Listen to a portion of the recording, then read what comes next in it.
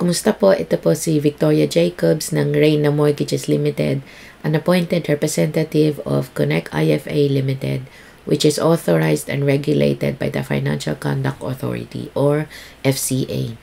So, ang topic ko natin ngayon or ang video po natin ngayon today is pwede bang bumili ang isang foreign national ng property dito sa UK? So, oo naman, pwede kang bumili ng property sa UK kahit foreign national ka or Filipino citizen ka pa. So, meron lang tayong mga criterias or requirements. Wala namang legal na restriction sa mga hindi residente na magmay-ari ng property. At pwede rin na makakuha ng mortgage basta pasok sila sa ilang criteria. So, eto yung mga importanteng bagay na tinitignan ng mga lenders. Residency status. May mga lenders na nangangailangan ng permanent residency or indefinite leave to remain sa UK.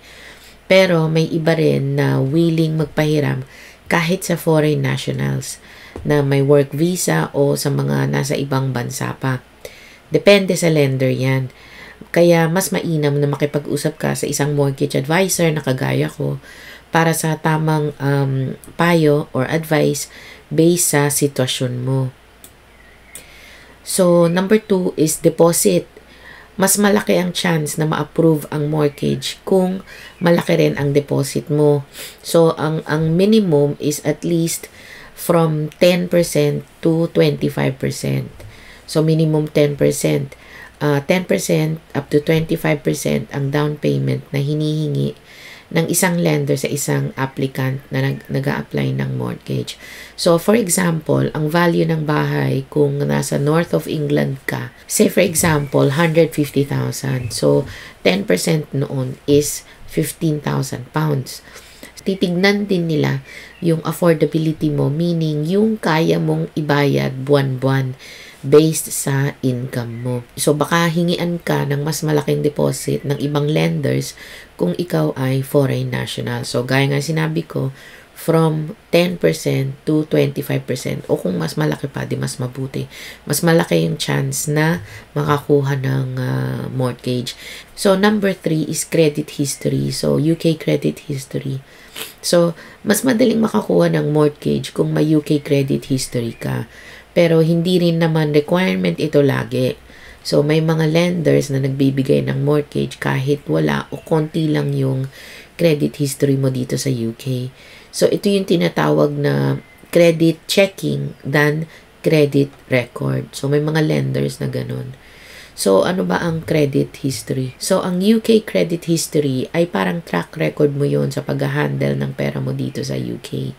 So, lahat ng loans, lahat ng credit cards o iba't ibang uri ng utang na ginamit mo, kasama na kung paano ka nagbabayad. So, nare-record lahat yun. So, ginagamit ito ng mga lenders tulad ng mga bangko, ng mga credit card companies para alamin kung gaano ka mag-manage ng pera mo. Kung okay ka ba mag-manage ng pera mo. Kung maayos ang credit history mo, mas madali kang makakakuha ng credit at mas maganda rin ang mga deals na makukuha mo. Para makapag-establish ka ng UK credit history, ito yung mga steps na kailangan mong gawin. Magkaroon ng UK address. So, kailangan mo magkaroon ng isang stable na UK address. Kung kaya mo magstay doon ng at least 3 years, mas maganda para hindi na nila bulat-latin kung saan yung dati mong address. But of course, kung less than 3 years ka nagstay doon, okay lang din naman yun. Bigay mo lang yung mga naging dating address mo. Tapos, ang purpose noon is number 1, para mapadalahan ka nila ng sulat.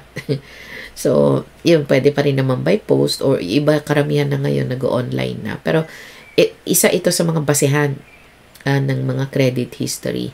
Magkaroon ka ng UK address, mag-open ka ng UK bank account. So, ito yung magsisilbing basehan ng financial presence mo dito sa UK. Of course, kung dito ka na nagtatrabaho, nabigyan ka na ng visa, working visa o skilled tier 2 visa, of course, kailangan talaga mag-open ng bank account para doon nila ipasok yung sweldo mo. So, yun, mag-open ka ng UK bank account.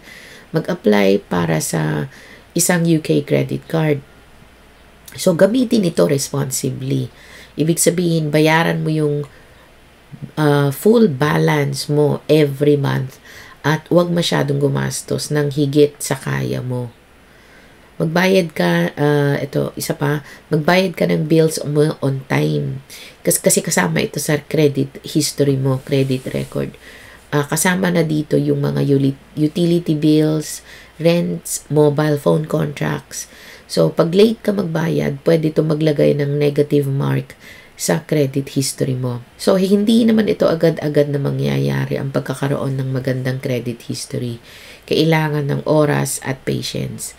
Yung mga financial decisions na ginagawa mo ngayon, may impact yan sa future borrowing capabilities mo. So, ingat lang sa paggastos. So again, balikan natin kasi nagdagdag tayo ng information sa bawat criteria. So, number 1, residency status, deposit. Number 2, number 3, UK credit history. Number 4 is income. So, syempre, kailangan i-check ng lenders kung kaya mong bayaran ang mortgage. So, and then, so sa income naman, kung bago ka pa dito, so ang ganda ng, kumbaga, clean slate ka. You'll start with a clean slate. So, eto, mag-ipon ka. Ito yun. Paanong tips and suggestions lang naman ito. Paano mag-ipon dito sa UK? So, para ka makaipon dito ng pera dito sa UK, ito yung mga suggestions lang ito, tips and suggestions. So, gumawa ka ng budget. Kung matyaga kasulat mo, di ba? Gumawa ka ng budget. Unang-una, alamin mo kung saan napupunta ang pera mo. Ilan ang pumapasok at ilan ang lumalabas. Gumawa ka ng budget na sakto lang sa needs and wants mo. Kailangan mong iset ang realistic goals para sa pagsisave. O kaya, kung kaya mo mag-save ka ng kahit na 10% or 20% ng income na pumapasok sa'yo. So, number 2 is think before you buy. Bago ka bumili ng kahit ano, itanong mo sa sarili mo, kailangan ko ba ito? Kung hindi ko to bibilhin, ano ang pwede kong gawin sa perang ito? So, iwasan ang mga impulse buying at laging maghanap ng sale o discounted items. Number 3, i-deposit ang pera sa bangko. Mag-open ka ng savings account mo sa bank at mag-set ng automatic savings. Sa ganitong paraan, hindi mo na kailangan ma-stress sa pagsisave dahil automatic na itong kinakaltas sa account mo. O kaya, another way, iba yung magbukas ka ng extra na bank account para sa pang-deposit mo lang sa mortgage. So, kumbaga sacred account mo yun para sa deposit mo.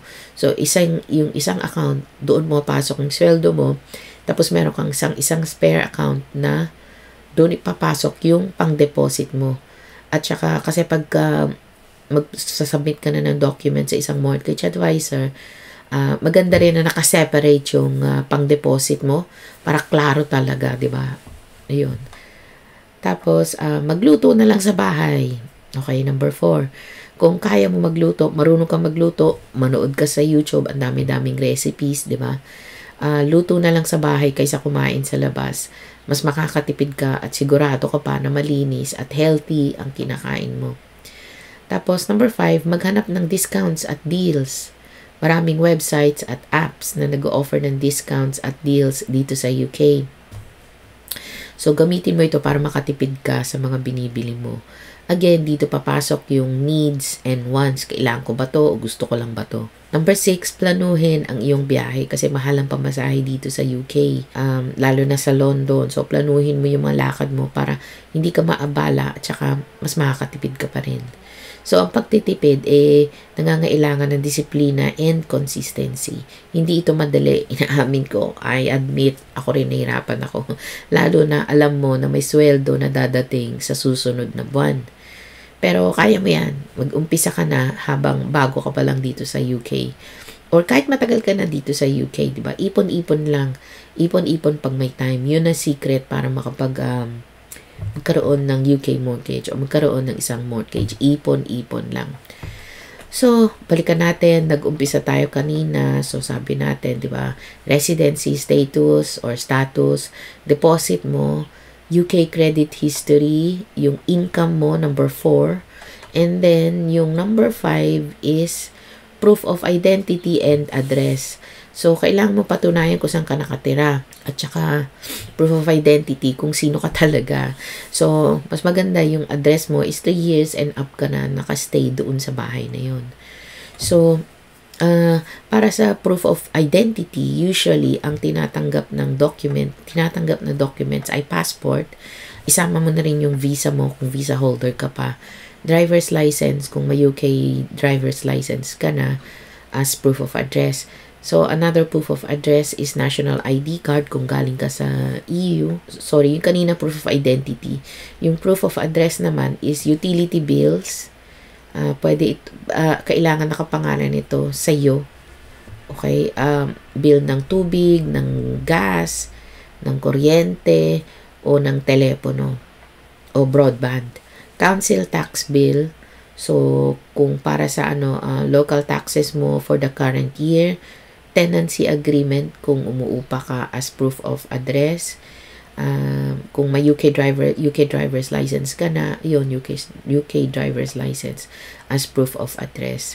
Pero remember, depende rin ito sa lender kung ano yung specific na hinihingi nila na dokumento.